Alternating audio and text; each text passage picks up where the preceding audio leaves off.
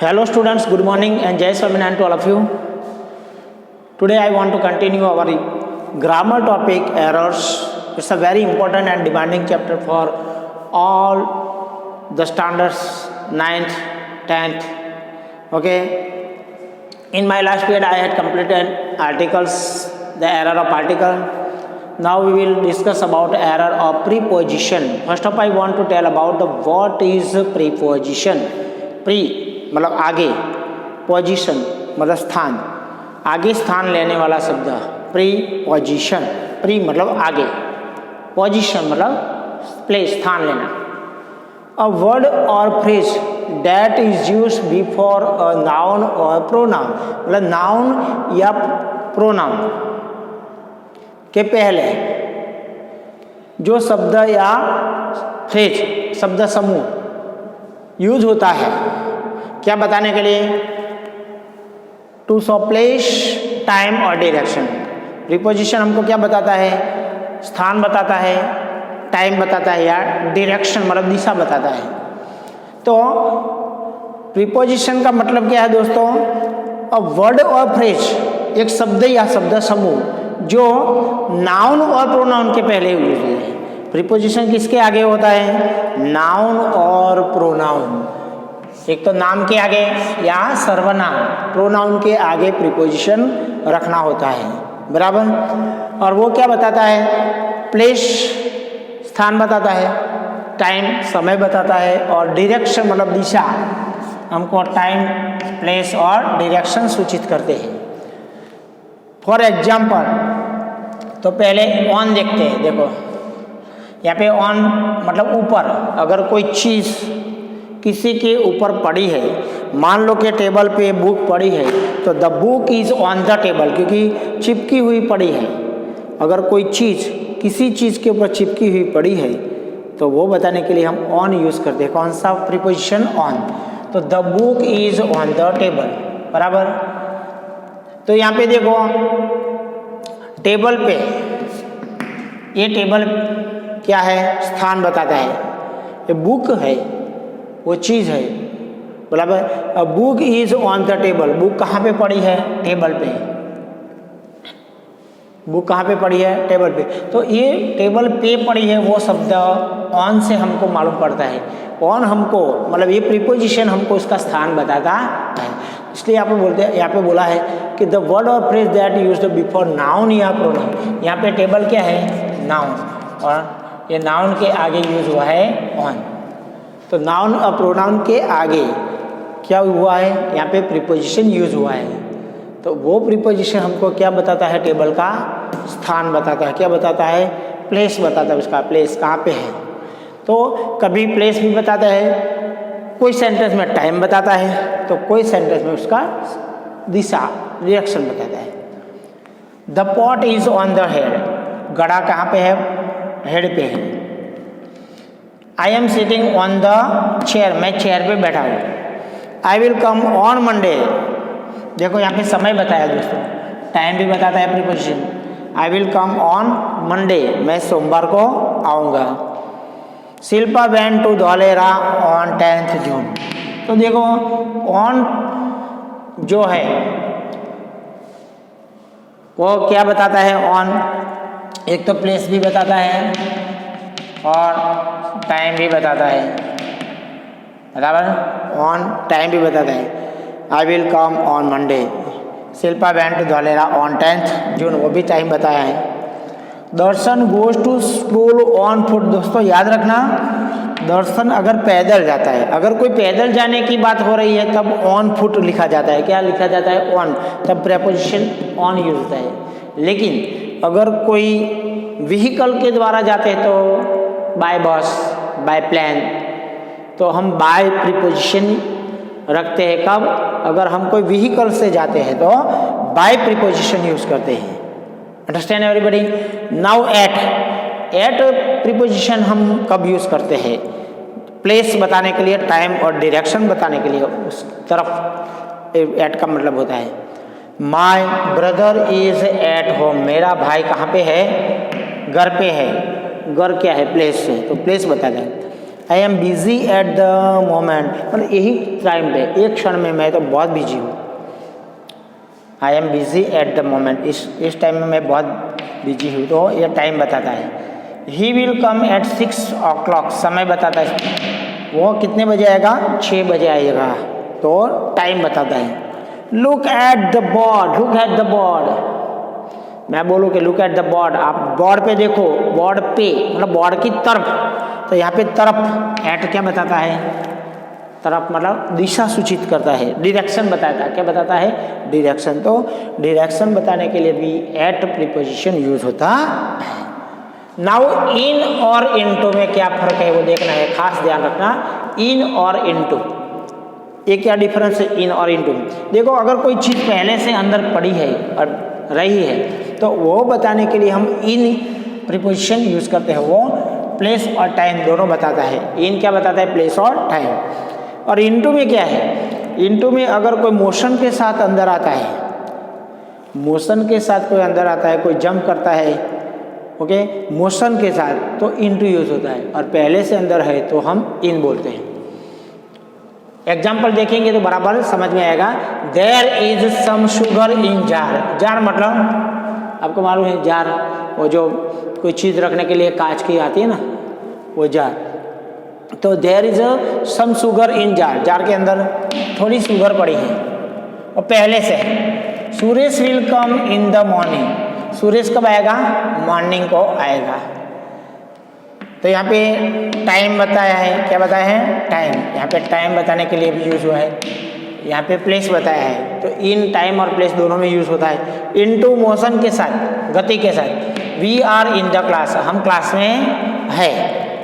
We are in the classroom, हम classroom में है। बट ही इज कमिंग, लेकिन वो आ रहा है, इनटू द क्लास, लेकिन वो क्लासरूम में आ रहा है, तो वो मोशन के साथ आ रहा है ऐसा बताया। तो कमिंग मोशन वाला जो वर्ब होता है इसके साथ इनटू यूज होता है। Revati came, Revati I into the room, मतलब रूम में आए, तो ये भी मोशन के साथ है, इसलिए यहाँ पे इनटू। तो याद रखना इन और इनटू में क्या फ़र्क है। जो पहले से अंदर पड़ी हुई है चीज़ उसको इन यूज़ करते हैं। अगर कोई मोशन के साथ आता है तो जो मतलब मोशन वाले जितने भी क्रियापद है, वर्ब है, उसके साथ इनटू लगाते हैं।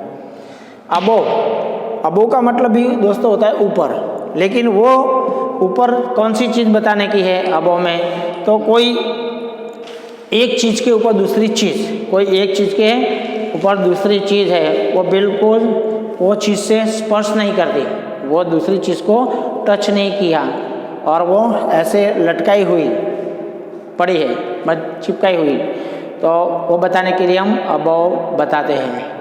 फॉर एग्जाम्पल कि ब्लैक बोर्ड के ऊपर एक फोटो फ्रेम है, तो the photo frame is above the black board, the photo frame is above the black board. ऐसे भी बोल सकते हैं the speaker is above the door, door के ऊपर स्पीकर है, अबव उसके ऊपर है। इट मीन्स कि ये चीज़ से टच नहीं किया, इसके ऊपर है। तो हम ऐसे कोई स्पर्श किए बिना की कोई ऐसी लटकाई हुई चीज़ बताने के लिए भी अबव यूज़ करते हैं। For example the photograph is above the window, photograph window की ऊपर है। The room, my room is above the drawing room, मेरा रूम ड्राइंग रूम की ऊपर है। तो दोस्तों अबव का मतलब है ऊपर, लेकिन स्पर्श की भावना यहाँ पे नहीं बताई, यहाँ पे स्पर्श की जरा सा भी उल्लेख किया नहीं है। अब ओवर, अबव और ओवर में क्या फर्क है तो देखते हैं। ओवर क्या देखेंगे हम, ओवर, ओवर क्या है। ओवर का मतलब भी दोस्तों ऊपर होता है, लेकिन ओवर कब यूज़ करते हैं तो ओवर अगर कोई घूमती हुई चीज़ ऊपर, ऊपर से अगर कोई घूमती हुई चीज़, इसमें बिल्कुल स्पर्श टच नहीं होता है, इसमें जरा सा भी टच की बात नहीं है।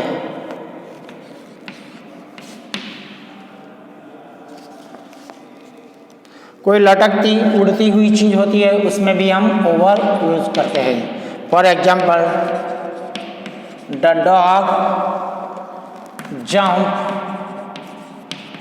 ओवर द वॉल, मतलब कुत्ता, द डॉग जंप, कुत्ते ने जंप लगाया ओवर द वॉल, वॉल के ऊपर से, टच की यहाँ पे उल्लेख नहीं है, टच नहीं, स्पर्श के बिना वॉल के ऊपर से कूदा, मतलब ऊपर से। The dog jumped over the wall, मतलब वॉल को स्पर्श किए बिना ऊपर कूद के गया, तो क्या बोलते हैं, over the wall. The plane,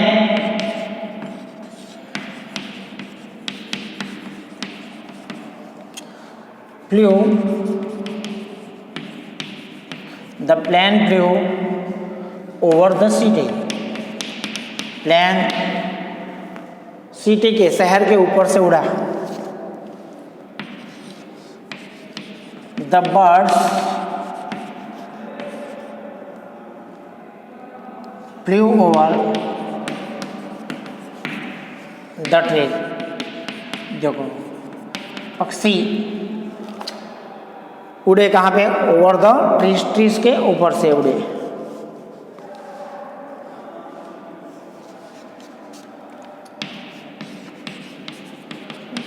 the balloons are hanging over the table, देखो बलून्स, गुब्बारे कहाँ पे हैंगिंग किया, लटकाए हैं, ओवर द टेबल, टेबल के ऊपर से। अगर ऊपर लटकते हैं तो उसको ओवर बोलते हैं। Now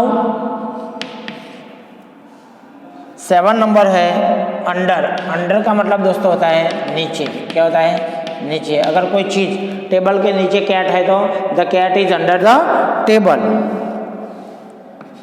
for example, the girls are playing, the girls are playing under the tree,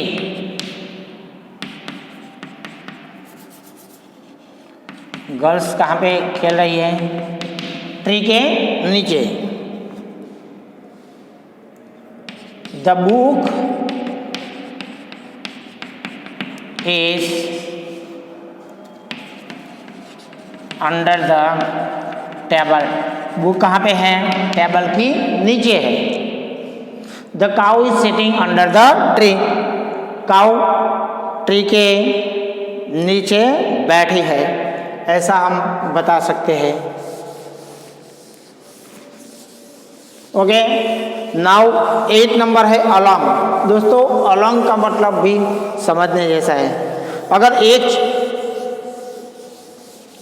and से दूसरे एंड, मतलब एक छेड़ा से दूसरे छेड़े तक की बात करते हैं और उसके पैरेलल बात करते हैं, तब हम पैरेलल जाने की बात करते हैं, तब अलॉन्ग यूज करते हैं। क्या करते हैं, अलॉन्ग।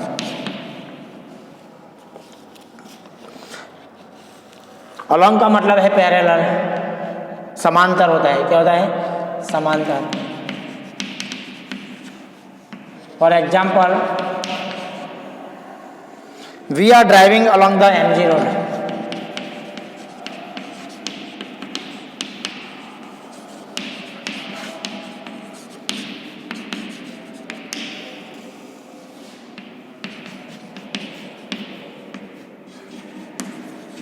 हम MG रोड के सामने ड्राइविंग कर रहे हैं, उसके अलॉन्ग मतलब उसके समांतर, पैरेलल होता है।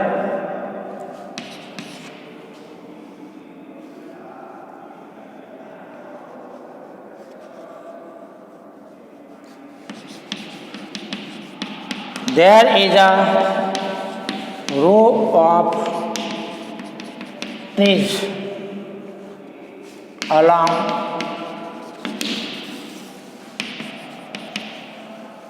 द रोड, रोड के सामने क्या है, ट्री की हार माला है, पूरे ट्रीज की लाइन है।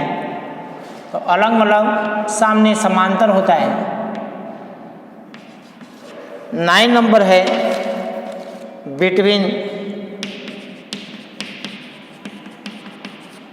देखो दोस्तों, बिटवीन और अमंग, ये दोनों में क्या फर्क है? अमंग का बी बीच में होता है और बिटवीन का मतलब भी बीच में होता है। लेकिन ध्यान में रखना, अगर कोई दो चीज़ों के बीच में कोई चीज़ पड़ी है वो बताना है तो बिटवीन दो चीज़ों के बीच में बताना है तो बिटवीन, लेकिन दो से ज़्यादा हो जाता है, तीन, तो अमंग। क्या यूज़ करने का? Among. For example,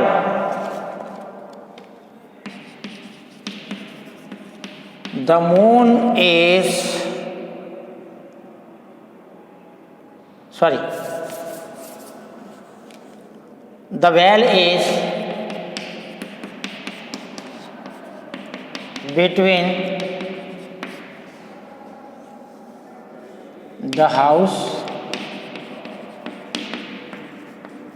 and the tree. The well is between the house and the tree.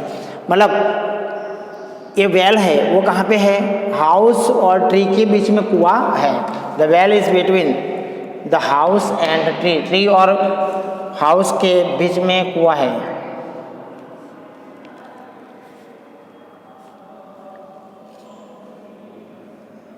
I am sitting between my parents, मैं मेरे पेरेंट्स के बीच में बैठा हूँ। Second, distribute these fruits between two boys.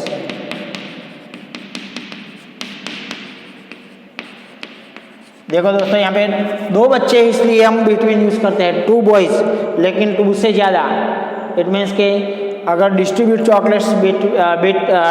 Chocolate dash class, अगर class के बीच में दिया तो अमंग आएगा। क्या आएगा? अमंग। चलो हम अमंग लेते हैं। अमंग का example, we are in the classroom, sorry, the moon is, हाँ देखो ये example, the moon is among the stars. देखो स्टार्स कितने होते हैं? बहुत सारे होते हैं। The moon is among the star, star बहुत सारे हैं, तो स्टार के बीच में मून है तो अमंग आएगा। और दो के बीच में हो कोई चीज़ तो बिटवीन, लेकिन यहाँ पे स्टार तो बहुत सारे हैं तो among. The teacher is standing, the teacher is standing among the student, the teacher is standing among the students के सामने टीचर बीच में खड़े, सॉरी, टीचर कहाँ पे खड़े हैं? स्टूडेंट के बीच में। Distribute prize among the pupils of standard 10, standard 10 के बच्चों के बीच में चॉकलेट डिस्ट्रीब्यूट करो, या डिस्ट्रीब्यूट प्राइस डिस्ट्रीब्यूट करो। अगर दो से ज़्यादा के बीच में डिस्ट्रीब्यूट करना है, ऐसा बताना है, तो हम अमंग यूज़ करेंगे, और दो के बीच में करना है तो बिटवीन यूज़ करेंगे। So friends, we will continue this chapter in our next period. Jai Swaminarayan to all of you.